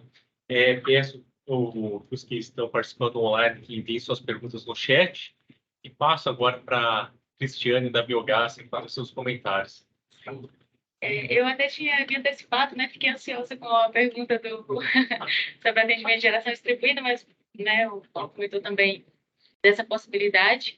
E interessante que eu fiquei, durante a sua fala, pensando assim, me pareceu uma adaptação para um modelo de mercado que vem se abrindo, né? Com novas possibilidades de consumidores que não são mais apenas consumidores, que também geram a própria energia. Você falou, eu não sou engenheira, então talvez possa até fazer algum comentário um pouco primário para você, mas me parece assim que vocês têm expertise na distribuição, na geração, e você está tentando aproximar esses mundos, né? Esses conhecimentos, essa possibilidade que os equipamentos assim possam abarcar esse mercado que está surgindo, né? Fiquei com essa impressão. Não, é mais ou menos por aí, né? A gente tinha aplicação, né? Como eu disse, em relação à norma, né? A norma antes ela contemplava somente geradores muito grandes. Talvez, desculpa te interromper, mas quando eu até fiz a brincadeira daquele disjuntor que parece uma máquina de lavar roupa, aquele disjuntor a gente aplica normalmente para um projeto como o do GNA, geradores extremamente grandes, parrudos, que normalmente não são o caso aqui. Então, a gente veio meio que convergindo do know-how que a gente tinha para aquele tipo de aplicação, que era o que a norma atendia e endereçava inicialmente, e para as aplicações menores, com base no conhecimento que a gente também tem da distribuição de energia, bem como você colocou. Então, as coisas foram me convergindo para essas aplicações que são intermediárias e que, se nós aplicássemos aquele conceito que tínhamos no passado para as aplicações gigantescas, economicamente a gente não teria como viabilizar a proteção de um gerador menor.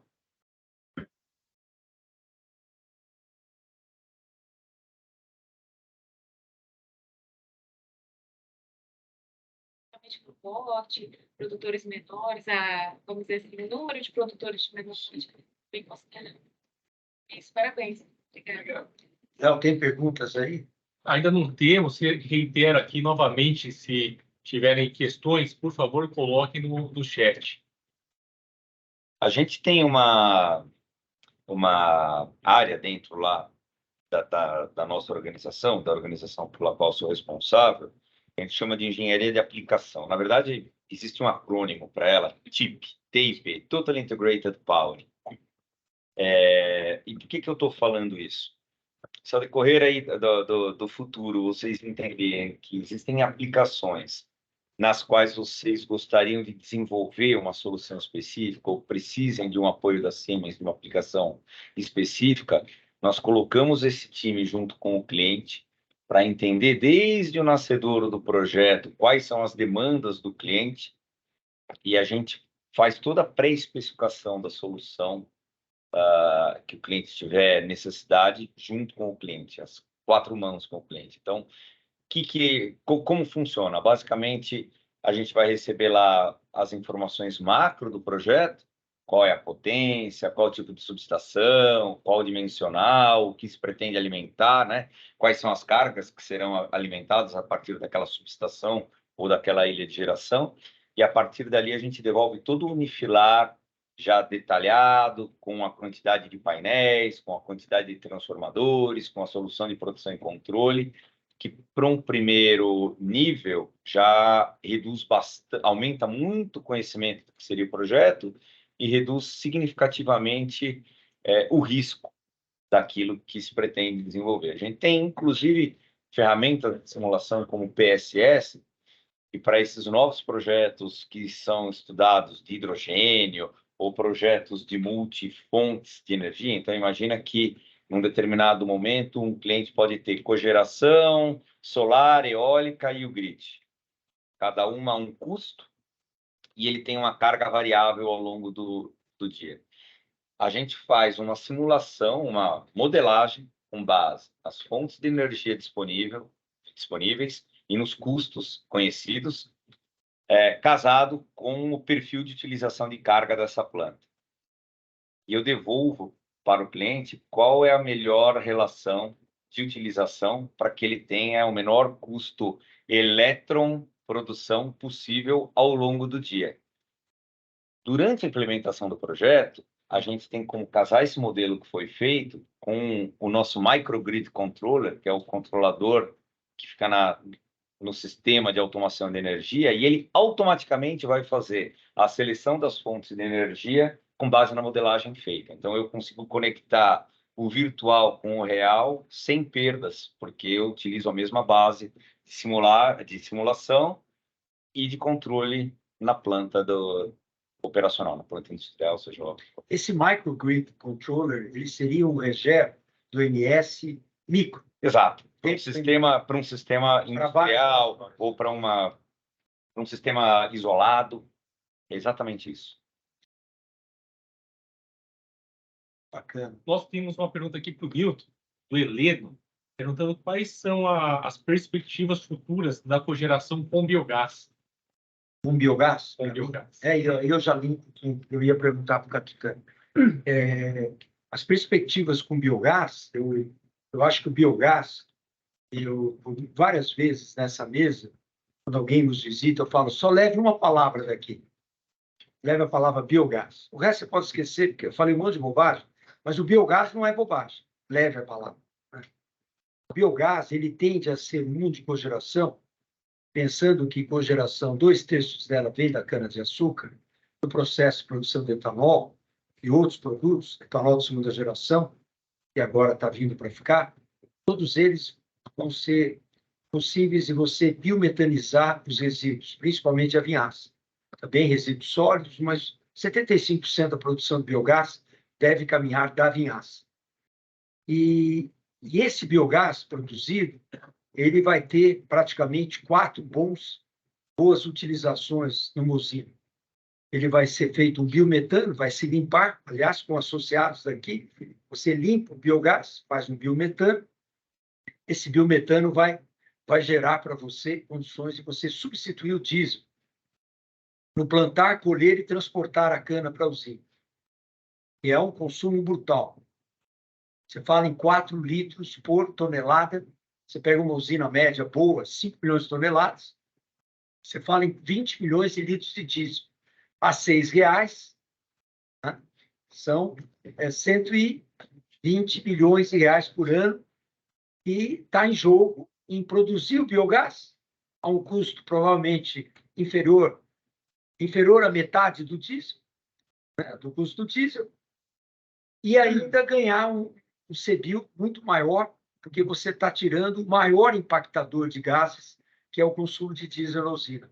Você melhora muito o seu CBIO, isso tem uma renda adicional e faz uso do seu biometano. Segundo, é a geração de energia. O biogás, aí você não precisa ir para o biometano, a não ser que você queira utilizar-se de uma turbina, mas ficando no motor a gás, você tira só o ácido sulfídrico e vai para uma produção de energia do biogás. Essa produção de energia, ela vai ser muito importante, agora já fazendo uso, respondendo ao colega, porque tem uma tendência das usinas fazerem uso do bagaço para a produção de etanol de segunda geração. Porque o etanol, o bagaço fresco que sai da moenda, ao invés de ir para a caldeira, ele seria passado no reformador para produzir o etanol, quebrar as cadeias celulósicas, produzir etanol de segunda geração, e ele também produz a vinhaça. Então, nós vamos produzir o biogás também dessa vinhaça. E esse biogás, ele vai produzir energia elétrica, e o ciclo Rankine com o bagaço que foi capturado para fazer o etanol de segunda geração, ele vem a substituir, porque a usina precisa de energia, muito, precisa de calor, né?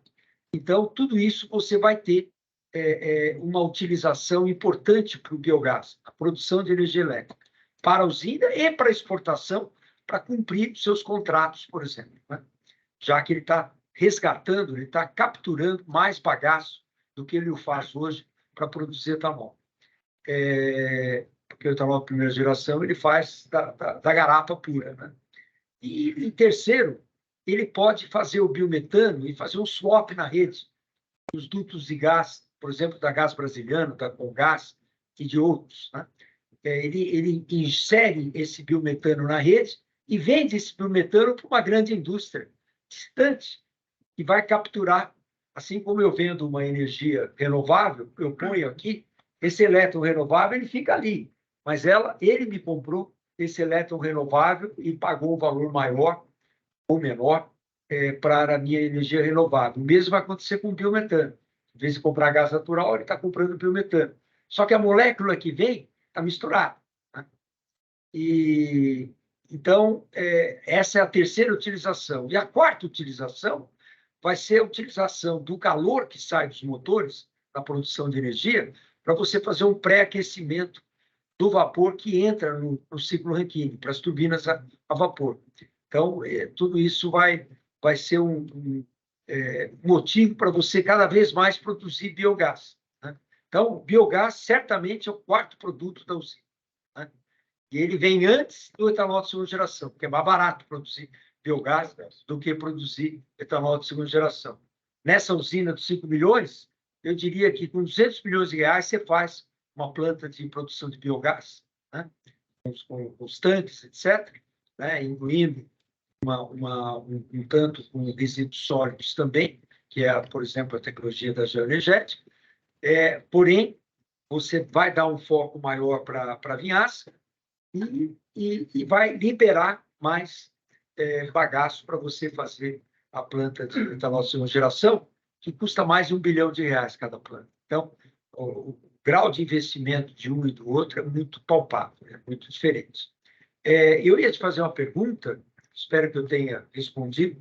Ele pode me contatar a qualquer momento aí, que eu adoraria falar com ele e aprender alguma coisa. Excelente, Newton, muito obrigado. Ótimo. Ô, Newton, e pode também usar para frota de ônibus urbano também, né?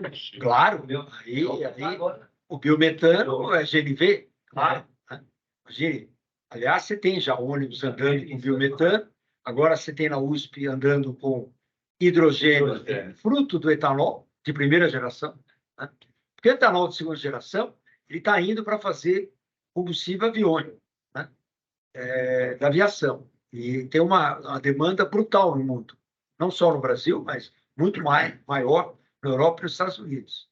Os Estados Unidos está correndo para produzir mais SAF, o Sustainable Aviation Fuel. O mesmo vai acontecer com o nosso etanol de segunda geração, que é um excelente carreador para produzir essa querosene verde, né? Querosene verde ou metanol, etc. Né? Aí o Lavoisier está se divertindo, né? O Lavoisier está fazendo grande desenvolvimento. Eu ia te perguntar duas coisas. Primeiro, o CMVA, nunca você partia, com raríssimas exceções, você partia para um disjuntor de gerador, que era um monstro. O disjuntor de gerador de CMVA, ele é maior que essa sala. Exatamente. Cada face. São 3 caixotes desses. São containers, na verdade. Isso. 3 containers. Eu me lembro disso, né? Então, qual é a solução? É bloco. Então, a solução bloco, ela veio atender todas as usinas hidrelétricas, moço da SESC, moço do INS, com SDCOR, sempre solução bloco. Enfia direto no tráfego. E em cima do tráfego, elevador, você põe o disjuntor normal, disjuntor ou dead tank, ou então live tank, que é o mais utilizado no Brasil. Então, essa é a solução boa, que nunca deu problema. Às vezes dá um probleminha, que agora ele está sendo obrigado a computar muito, por conta das eólicas e solar, eles estão judiando das usinas hidrelétricas. Outro dia, o Wilson, ainda na Eletrobras, ele falou, pô, mas Marimbondo foi acionado 18 vezes num dia X lá. Aí ele falou, pô, esse troço não nasceu para ser acionado 18 vezes. Um disjuntor de 500 kV, 18 vezes. Fria, né? Isso vai acabar dando problema. Claro que vai. Muito mais rápido do que a gente imagina. Então, a solução bloco é uma solução. Interessante é você falar do 30 MVA. Nós temos centenas de máquinas de 30 MVA operando no Brasil que não estão com disjuntor, estão com disjuntor normal, né? Porque eu não conheço disjuntores de concorrentes da Siemens que nos 30 MVA possam perfazer isso. Não conheço, pode existir muitos, né? Mas eu não me recordo disso, né? Também me recordo que eu queria essa pergunta para você: o que você vai fazer com essa preocupação? Você está batendo lá na usina, falando, ó, você tem um disjuntor de 30 MVA aí, que é um disjuntor de distribuição normal, de acordo com a norma C133 e a C133, você deveria mudar para esse disjuntor. Ou o cara fecha a porta e te manda embora, ou ele fala, senta aqui e me explica esse troço. Aí entra o PIT, né? É o PIT, Power Integrated... TIP, TIP. Total Integrated. Total Integrated Power. Nome bonito. Tem um grupo de engenharia lá que vai estudar o negócio. Vocês estão fazendo isso? Sim, sim. Se lá estivesse, eu mandaria fazer. Como não estou, não posso mandar. Conta aí, como é que exatamente. Esse é um tema, né, que, assim... Porque tem caras que estão nos assistindo agora que têm esses disjuntores. Exato. Tenho certeza. Exato. Em 27, já caiu. Eu comecei a falar, caiu de 48 para 27. Não pode pôr muito para falar. Exato. Esse é o tema, né? Como a gente comentou, antes, para fazer essa adequação, o investimento era muito alto, a complexidade era muito alta. Hoje é muito simples, né? Hoje é muito simples, né? Então, ficou muito simples, questão de alguns anos atrás, né? Então, é um tema relativamente recente, né? Dado o tempo que tem as usinas, é um tema relativamente recente. Então, assim, talvez nem todo mundo esteja a par dessas atualizações e tudo mais. E a gente tem feito esse trabalho de divulgar mais e falar. Eu acho que o TIP ele tem que ser, ele deveria ser proativo no sentido de alertar os clientes, né? Ó, você tem aí uma solução A, B, C, e essa solução ela não está levando isso em consideração. Talvez valha a pena a gente ver essa componente DC, qual o tempo que isso pode estar judiando do disjuntor, e um dia ele faz um pica-pau. E aí como é que faz, né? Você precisa dessa energia, você vendeu essa energia, você precisa dessa energia para a sua usina, então isso é importante. Tem outra coisa que eu queria te perguntar: mesmo em sistemas de distribuição, em grandes processos industriais, você, nessa falta aí, desligamento, você tem uma coisa que chama-se contribuição subtransitória dos motores. Uhum. Porque o motor, quando você desliga, de repente, como ele tem inércia, ele funciona como gerador nos primeiros milissegundos. E ele dá uma baita contribuição nessa corrente de falta, e é uma corrente ruim, porque ela é subtransitória, tudo bem, mas ela tem harmônicos loucos lá. E isso atrapalha o disjuntor. Eu me lembro que eu estudei isso em grandes processos industriais, e a gente fingia que calculava e que dava tudo certo, né? Mas era super complicado isso. Isso era um inferno para calcular, né? As contribuições. Porque, às vezes, em plantas, mesmo uma usina, tem centenas de motores. Centenas. E você tem motores parrudos. Em outras indústrias, como mineração ou como siderurgia, você tem também uma pancada, papel, celulose, você tem uma pancada de motores e todos eles estão contribuindo na falta. Na hora que você desliga, todos eles são geradores. Eles todos vão empurrar energia ali, porque eles têm uma inércia deles, né? E às vezes eles perderam a carga naquele momento, mas eles estão girando, eles estão empurrando. E como eles vão descer dos 60 Hz, eles já jogam harmônicos. Tudo isso atrapalha o disjuntor, né?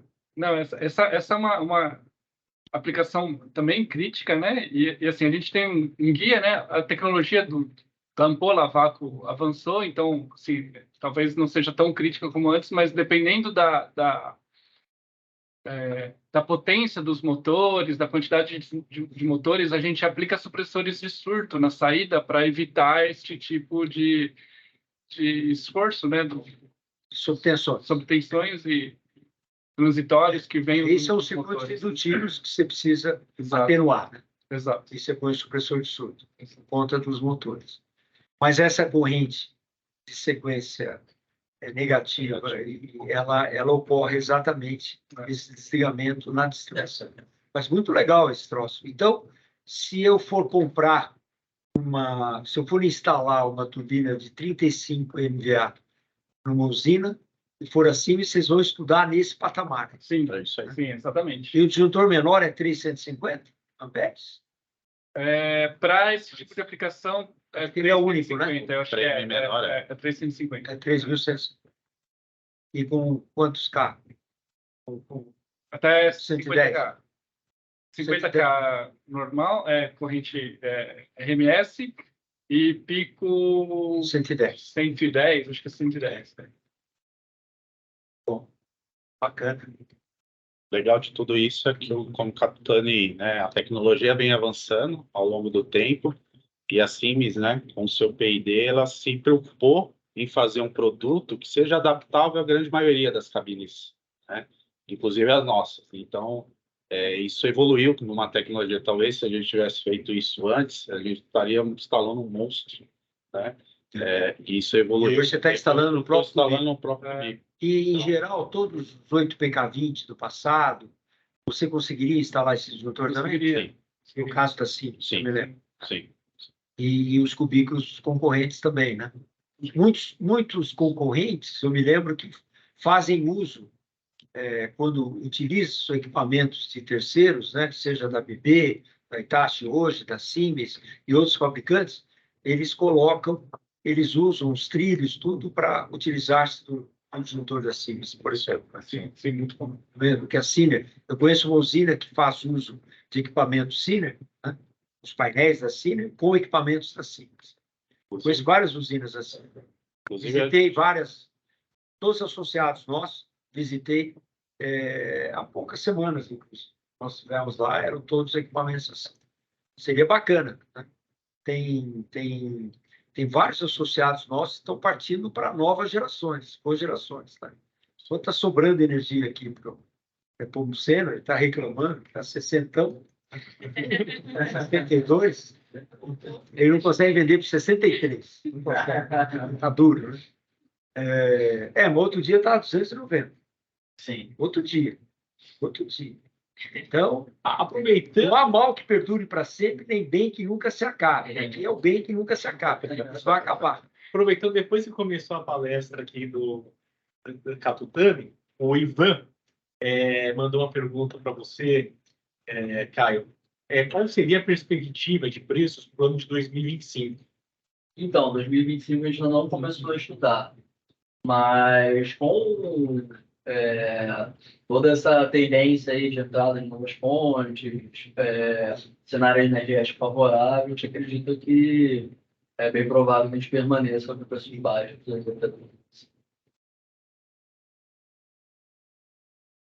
Saiu a francesa.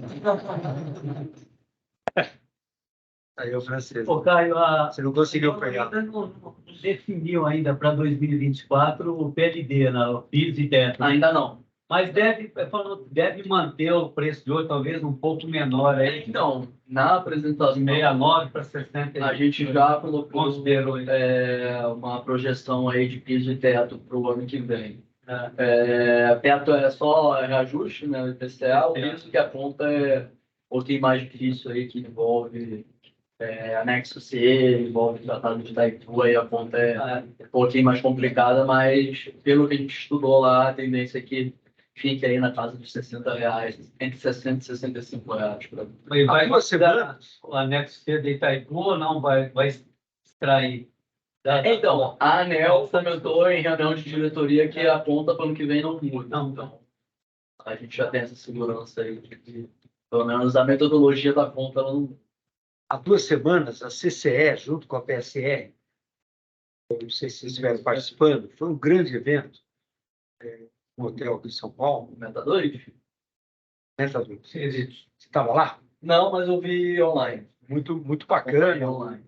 uma discussão de altíssimo nível. Sim. E, muito provavelmente, o Brasil deve repensar essa questão de formação de preço, e isso vai certamente entrar em questão. Né? É porque há 70% dos agentes do setor elétrico estão desconfortáveis com o quadro atual. Por uma simples razão. Né? Quanto custa esse negócio aqui? Quanto custa? Custa X, sempre. Né? Eu nunca devo falar, porque tem muito, que ele custa 20. Por quê? Se eu falar que ele custa 20, não 100, que é o preço dele, o preço de reposição é 100.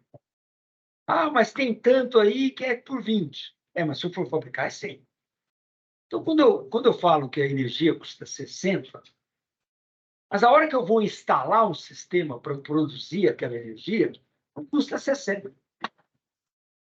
Nem com biogás da Cristiane, que ela disse que é baratíssimo. Então, sabe, conta para boi dormir, porque isso termina mal. Porque tem muita oferta. Mas quando tem tudo que tem muita oferta, eu te aperto, você se livra de mim. Aí daqui a pouco nós vamos ter pouca oferta. Por quê? De potência. Aí não vai custar 20 mais. Vai custar 150.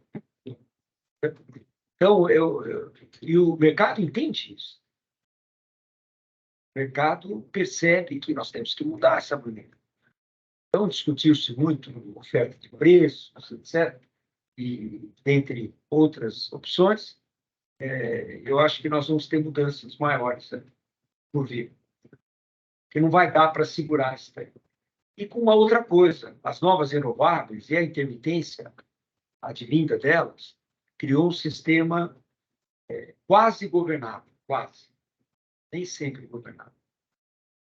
Então, por exemplo, um problema de uma linha que nós tivemos em 15 de outubro, com N-1, a linha estava setada para 98% de carga. Parece que quando comissiona se deixa em 98%.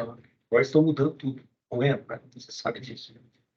E desligou uma linha. N-1 não vai ter acontecido nada. E aconteceu. Aconteceu subtensão no sistema. Aí desligaram. Aí caiu o norte inteiro. Perguntei para o INS, por que a gente admite um problema numa região derrubar a outra região? Nós estamos criando fluxos que talvez sejam exagerados, perigosos. Entendeu? É uma coisa que eu moro num prédio aqui, você mora num prédio aí, eu fico passando água para você num tubo. Aí passa um caminhão, leva o tubo, você não tem água. É isso que aconteceu. A gente está jogando o tubo para muito longe. Nós estamos transferindo de ir para regiões e talvez a gente não tenha tanta resiliência nos sistemas para suportar isso. É admissível que o Norte tenha ficado sem luz inteirinho? Claro que não. O INS existe para isso. EP também. Vamos deixar isso acontecer. O INS, no fundo, o INS sofre com o que o planejamento faz. Eu tenho filho, você cuida do filho. Não tem culpa do filho, eu que fiz o filho.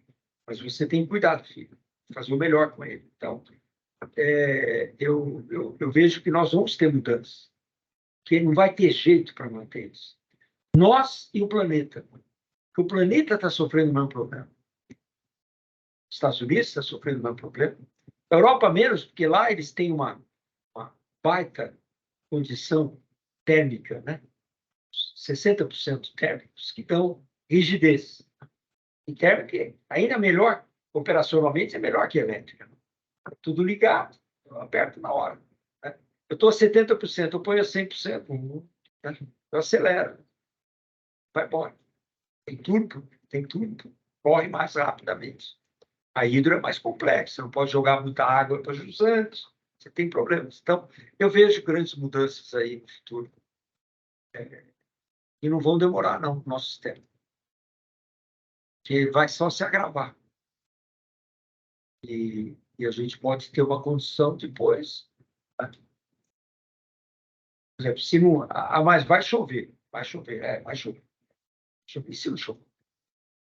Já tivemos períodos secos aí com El Niño, violentos. Eu lembro, em Ubatuba ficou 134 dias sem chover. Lugar que chove todo dia. Está chovendo lá agora. A chuva perdeu o sentido. 134 dias sem chover. Durante um ano. Faz muito tempo. Faz alguns anos. Então, vai ver, foi o 15, então, que você escolheu. Vai sido esse. E foi duro lá. Né? Começa a faltar água. Né? Os riozinhos já não tem mais o que jogar para o mar. Né? Então, a mesma pode acontecer no norte. Né? Os rios voadores. Né? Explicou o Rubens. Vocês tiveram no nosso evento. O Rubens fez uma apresentação muito bonita no nosso evento sobre os rios voadores da Amazônia. Ele até sugere fazer um anel verde no Nordeste para ele criar esse rio voador que adentre a Caatinga. Comece a criar precipitação no Nordeste. Super bonito isso. Estudos que eles fizeram e tal. Mestre é sempre complicado. Né? Os 6 mestres são mais complicados. Então, sempre. Muito bem, Léo. Eu acho que a gente está no tempo. Pontualmente. A Cogente está bem, o relógio dela está dando 15 para 3. Mas pontualmente, meio-dia aqui, passando um minuto, queria agradecer novamente ao Cassino, ao Catutani, ao Foga, Carlos, Cristiane, Newton, ao Rafael, e também avisá-los novamente que em breve nós disponibilizaremos o link que ficou gravado do seminário e as apresentações também serão disponibilizadas a todos vocês. Agradeço a presença, muito obrigado.